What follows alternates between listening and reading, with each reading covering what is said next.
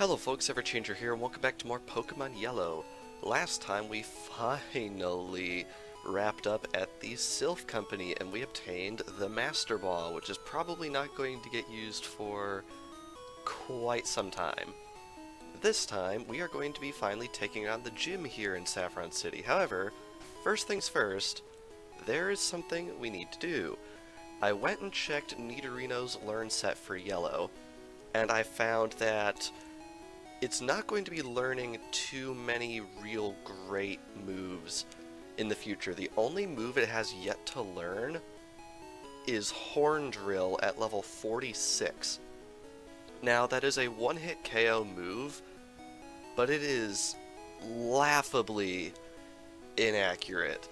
And plus, I've just never liked using the one-hit KO moves in general, so we're just going to be skipping that, and we are going to be evolving Nidorino right here today. Nidorino is evolving.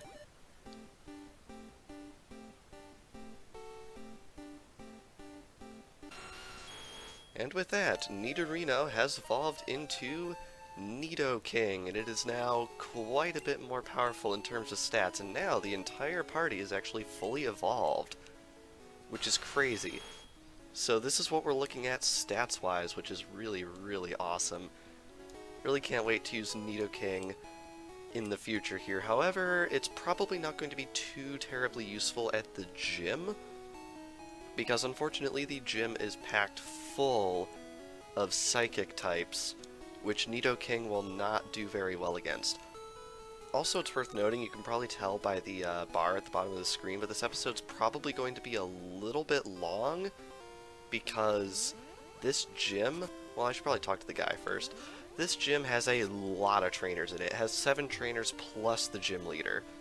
Yo, champ in the making. Sabrina's Pokemon use Psychic Power instead of Force. Fighting Pokemon are weak against Psychic Pokemon. They get creamed before they can even aim a punch. So yeah, the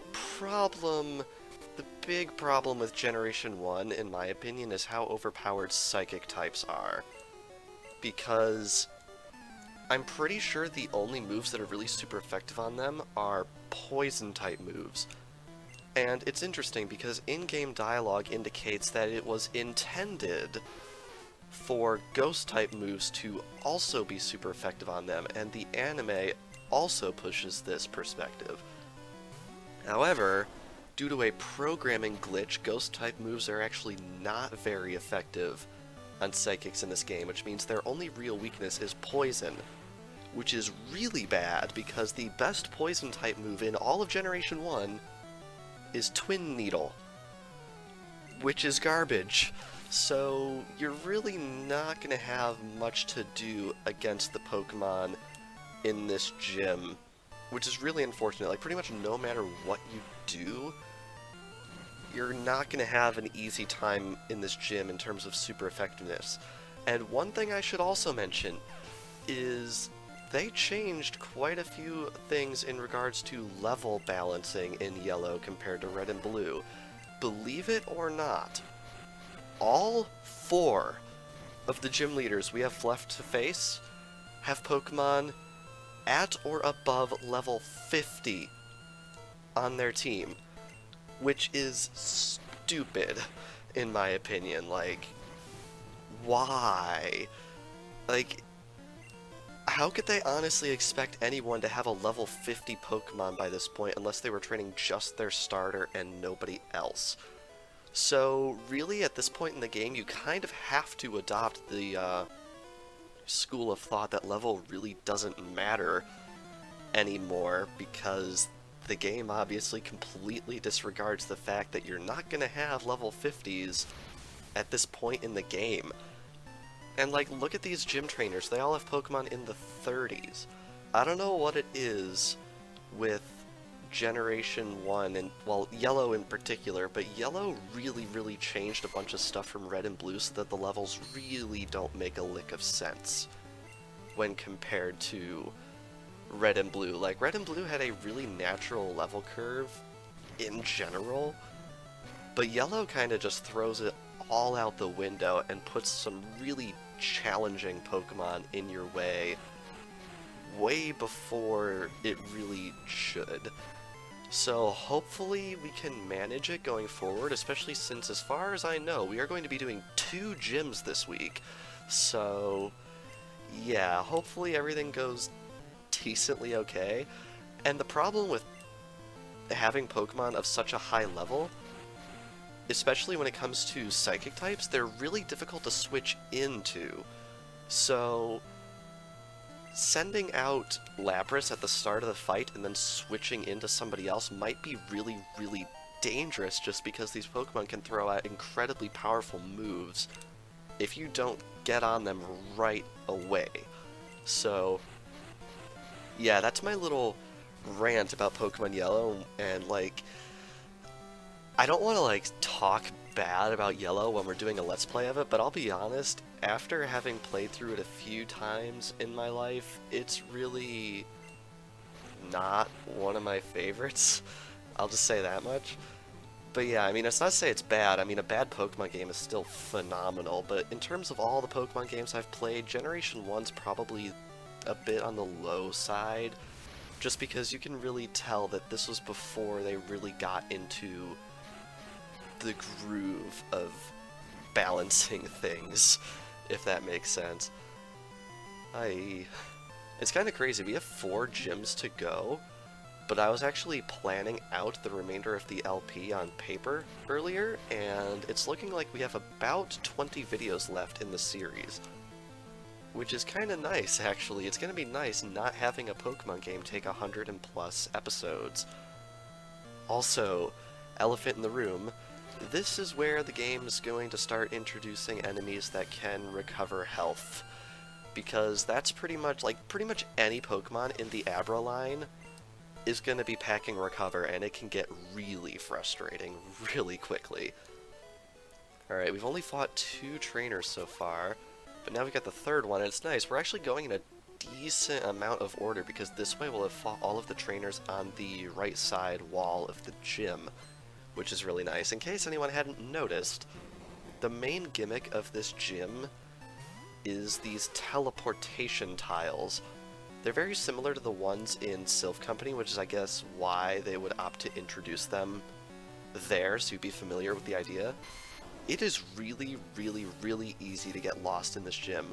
There is a quick route through here, but I'll be honest, I do not have a map in front of me, and I'm basically going to be running around like a chicken with its head cut off until I manage to fight all of the trainers in the gym. Because like any other gym, once you beat the leader, you cannot fight the regular trainers anymore, so you're going to want to fight them now. Which is probably the main reason why this video is going to be pretty long, because I like to do all the gyms in their own contained video, but the fact that these are psychic types makes it really, really difficult to get it done in a quick manner. Ooh, that could be painful, because Venusaur is of course a poison type. Yeah, it's going to start doing big chunks of damage, and the thing is, Confusion is not a very powerful move. Confusion is probably the weakest psychic type move you're going to be encountering in this gym. There are some very, very scary moves that some Pokemon in this gym are going to be packing. As soon as we get hit with a psychic attack, like the actual move, Psychic, we are going to be in for a world of hurt. That move is incredibly dangerous, and even to this day, in Generation 7, it's still a very powerful, very scary move if you're caught off guard and get hit by it.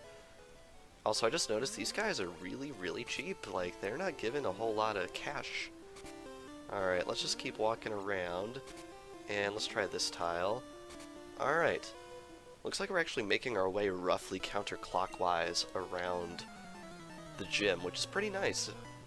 Makes it easy to really keep things straight, you know? Alright, Ghastly. This is interesting because not all the Pokemon in this dungeon, I've been playing way too much Breath of the Wild. Not all of the Pokemon in this gym are going to be Psychic type, which is good, because, like, there's really only, what, like 5 Psychic types or something like that? 6? There's not very many Psychic types in Generation 1. But I mean, I guess there's even less ghost types. There's only 3 ghost types in Generation 1. It's kind of ridiculous. Anyway, gonna be using Water Gun on Blastoise here. Really could use a better water move. I don't know how long it'll take us to get a better water move on Blastoise, but I'm hoping one will show up soon. Unfortunately, the really good water type move that a lot of people tend to use for a good portion of a Pokemon game, Water Pulse, isn't in Red, Blue, and Yellow. Water Pulse was introduced in Ruby and Sapphire, so unfortunately, not gonna get a whole lot of use out of a move like that because it doesn't exist. So yeah, I think after Water Gun, the next best water type move is probably Bubble Beam? I think Bubble Beam's better. Not by much, but I'm pretty sure Bubble Beam is actually better than Water Gun. And then after that, I think the game takes a huge leap, and the next best move is Water Pulse, which is not Water Pulse, Hydro Pump. Yeah, Water Pulse isn't in the game. Hydro Pump is. Hydro Pump's a really good move. It's a really gigantic leap over Bubble Beam. Although I guess if we wanted to, we could probably, and should probably, teach Blastoise Surf whenever we get it. Because Surf is a really good move. It's just like an HM move, so you can't delete it. So some people might be hesitant to teach moves like that. You might have noticed, like in previous Let's Plays, I tried to pack Pokemon that could all learn all of the HM moves, because then I could swap them out. But since the move deleter isn't in Generation 1, they are permanent. So when it came to moves like Flash and Cut, which I'm not sure if I'll even need going forward, I opted to carry around a Slave until we obtained our 6th Pokemon when we wouldn't need those moves anymore, most likely. But Fly, Surf, and Strength are actually decent enough moves that I think I'm going to teach them to main members of the team, just because they wouldn't really feel like a waste of a slot. They're actually pretty decent. Alright, this is trainer number 5, I think, and we're already about 13 minutes into this video. Yeah, this video is probably going to wind up being one of the longer ones, but I think I've explained my position pretty well as to why that's going to be. But yeah, Charizard's probably going to get a decent amount of use in this gym, purely for the fact that he is the highest leveled member of our team.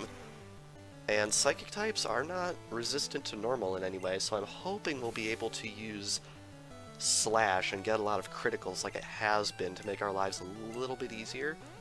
Because, like, Charizard's a pretty powerful Pokemon, so even though it's only level 44, and the fact that I'm saying only level 44 at this point in the adventure is really indicative of how unbalanced this is. I think Charizard can probably handle itself in this gym. At least I hope it can, because if it can't, we are going to have problems really, really quickly. Because if Charizard goes down against a level 50 plus Pokemon, we are not gonna be in a good way. Especially since 2 of my Pokemon are actually weak to Psychic type moves. Luckily, once we get past this portion of the game, this is easily the highest concentration of Psychic types that we're ever going to see in our entire adventure. I think after this gym, there's only a few more instances where we're going to be introduced to a big group of Psychic types, although there is one gym a little bit later that is really, really weird when it comes to how the gym trainers are typed, so hopefully that won't give us much trouble. Anyway, Charizard gets level 45, which is awesome, and I think I'm going to switch over to Pikachu for this one, just because Charizard's a little bit low on health, and I'd like to keep him in play as much as I can. But yeah, in case it wasn't obvious, I am 100% going to go back and heal before we do the gym leader. But I'd really like to take down all of the trainers in one go, because I'd like to get lost in this gym the least number of times I can get away with. Because this gym, you can easily get lost in it. In fact, it's probably the one gym I've gotten lost in the most in the series. Anyway, Pikachu gets to level 42, and when I say series, I don't mean this Let's Play, I mean like the Pokemon series in general. Like, it's a really, really easy gym to get lost in. I think the only other gym that I've really, really had trouble with, in terms of getting lost, that's counterproductive. The only other gym I've really had trouble in this series with getting lost is probably the Drift Veil gym in Pokemon Black and White 2, just because it's kind of like this gym, whereas you can really only see one portion of it at a time. There's no teleporting tiles, but there are like certain paths you can go and certain paths you can't, and there's dead ends. And instead of this gym, which is basically a 3x3 grid of rooms, that gym is a 6x6 grid of rooms, which is a lot. Also, I am asleep. That is really disappointing. And unfortunately, I'm pretty sure Sleep Talk doesn't exist in Generation 1. I don't think it does, because like I hit fight and it just doesn't let me pick a move. So I guess Sleep Talk just isn't even a thing. Also, I am asleep, confused, and this thing knows Dream Eater. That sucks a lot, actually. That's really not good. And this thing's level 38. That's actually pretty darn high. Eey. Okay, so, this is a little awkward.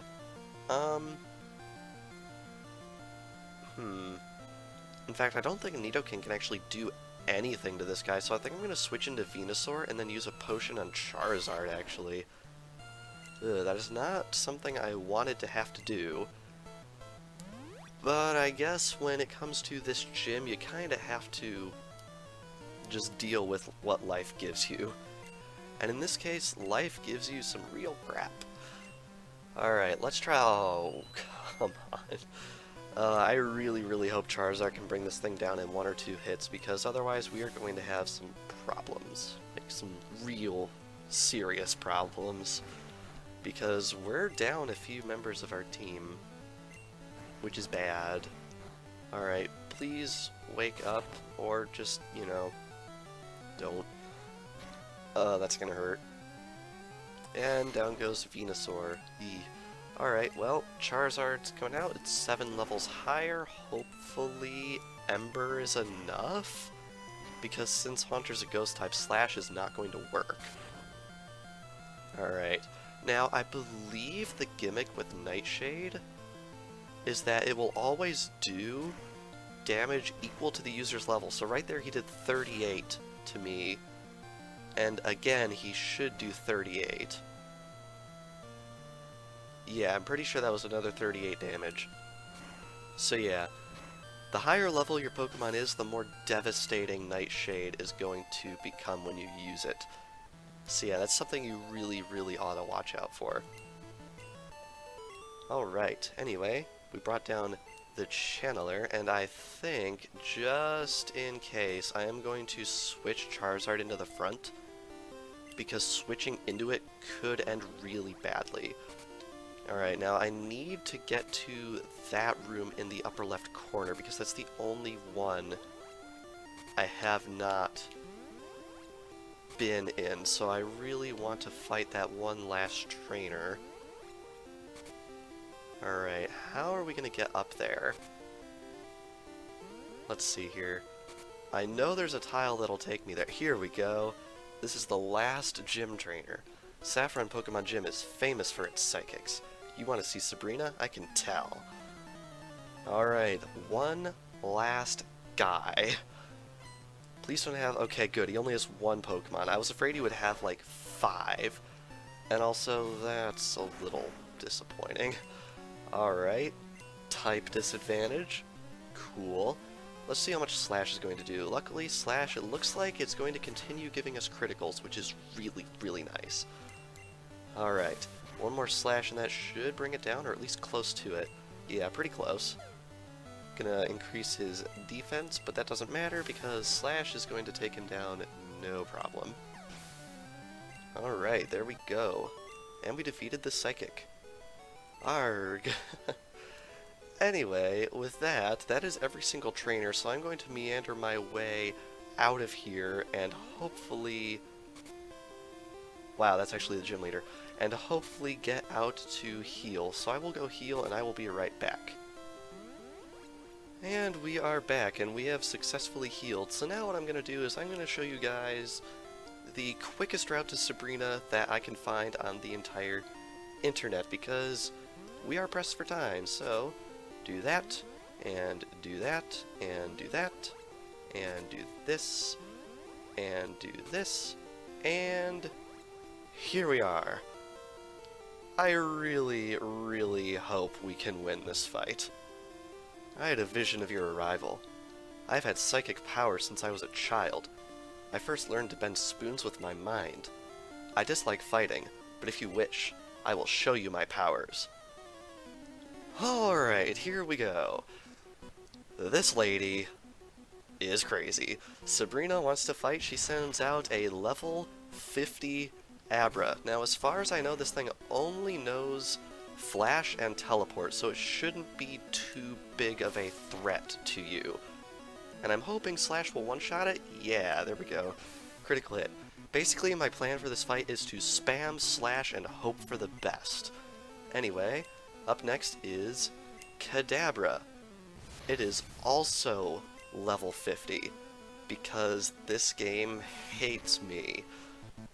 Alright, hopefully Slash can do a huge amount of damage. Yes.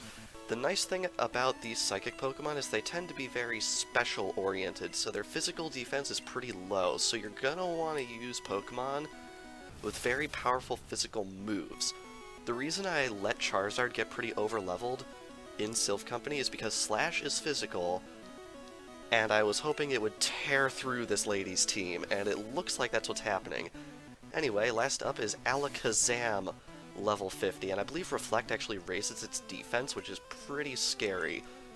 Alakazam is easily the most powerful psychic Pokemon in this game, aside from legendary Pokemon. Alakazam is a force to be reckoned with, but luckily, we managed to cheat the system a little bit and rip through this lady's team, and we get 1992 experience points for our trouble, and Charizard gets level 46, which is awesome.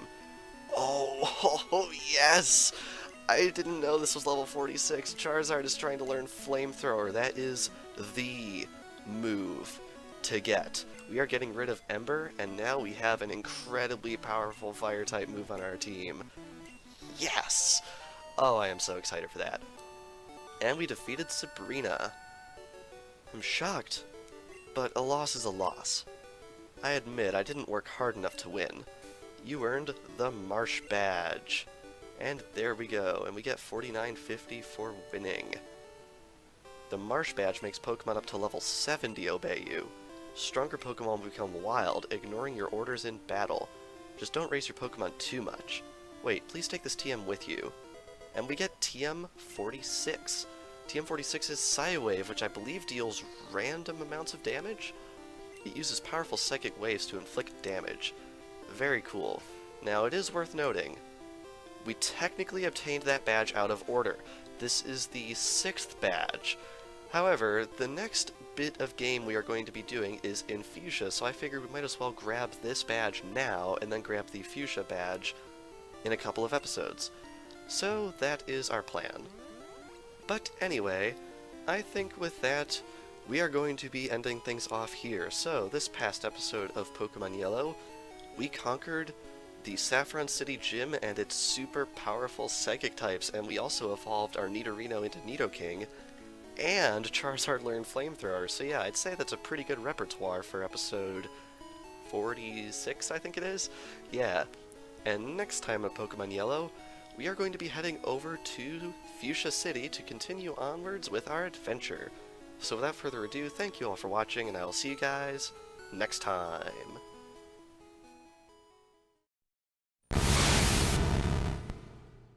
フーディン、念力ポケモン、高さ 1.5 メートル、重さ 48.0 キログラム、力技をあまり好まず、超能力を自在に操って相手を倒す。